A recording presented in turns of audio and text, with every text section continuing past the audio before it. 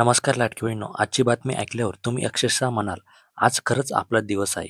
कारण अनेक दिवसांपासून जो प्रश्न प्रत्येकाच्या मनात होता, मार्च आणि एप्रिलचा हप्ता कधी येणार? तर त्याचं उत्तर आता स्पष्ट झालेलं आहे. आणि फक्त उत्तरच नाही, तर पैसे जमा होण्याची प्रक्रिया सुरू झालेली आहे. पण सगळ्यात महत्त्वाचा मुद्दा म्हणजे सर्वांनाच पैसे मिळणार आहेत का? तुमचा जिल्हा यात आहे का? आणि तुमच्या खात्यात पैसे कधी येणार? हे सगळं आपण आज स्पष्ट पाहणार आहोत. त्यामुळे व्हिडिओ शेवटपर्यंत तुम्हाला बघायचा आहे. बहिणींनो, गेल्या काही आठवड्यांपासून एकच चर्चा सुरू होती. 2 हप्ते एकत्र मिळणार का? काही जण म्हणत होते अफवा आहे. काही जण म्हणत होते की सरकार उशीर करत आहे. पण आता या सर्व चर्चांना पूर्णविराम इथे मिळालेला आहे.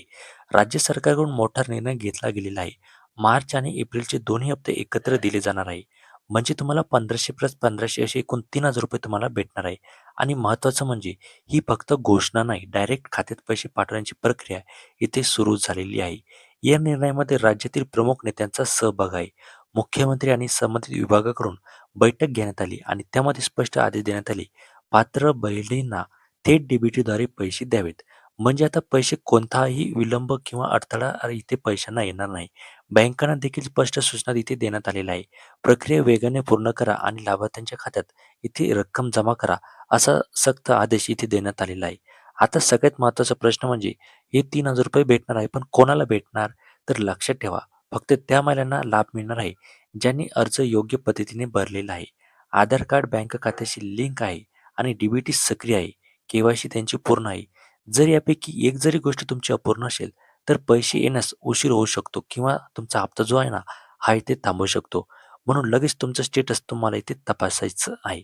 तुमची के-वाय-सी सुद्धा इथे पूर्ण असणे गरजेचे आहे. कारण 30 एप्रिल ही शेवटची तारीख होती आणि ज्या लाडक्या बहिणी ही के-वाय-सी दुरुस्ती केली असेल, त्यांनाच हा जो हप्ता आहे तो हप्ता भेटणार आहे. आता तुम्हाला एक महत्त्वाची गोष्ट सांगतो. राज्यात एकाच दिवशी सर्व जिल्ह्यांमध्ये पैसे टाकणं शक्य नाही. म्हणून सरकारनं टप्प्याटप्प्याने इथे वितरण सुरू केलेलं आहे.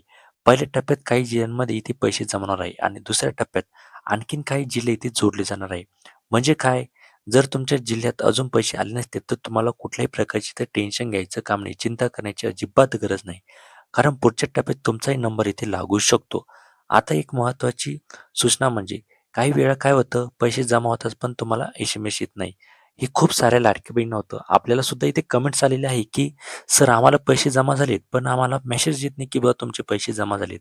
तर हे इथलं कुठलंही इथे टेन्शन घ्यायचं काम नाही. छोटीशी इथे हे असतं. म्हणून तुम्हाला काय करायचं, की तुमचं बँक पासबुक अपडेट करायचं आहे. ए-टी-एम किंवा मोबाईल बँकिंग तुम्हाला तपासायचं आहे आणि फक्त मेसेजवर अवलंबून तुम्हाला इथे राहायचं नाहीये.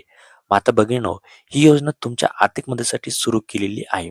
घर खर्च असो, मुलांचं शिक्षण असो किंवा रोजच्या गरजा यासाठी हा निधी खूप उपयोगी पडतो आणि म्हणून सरकार आता प्रयत्न करत आहे, की प्रत्येक पात्र महिलेला वेळेत पैसे इथे मिळावेत. तर बहिणींनो, जर तुमच्या खात्यात पैसे आले असतील, तर कमेंटमध्ये नक्की सांगा, आले ₹3000 असं कमेंट करून नक्की पाठवायचं आहे.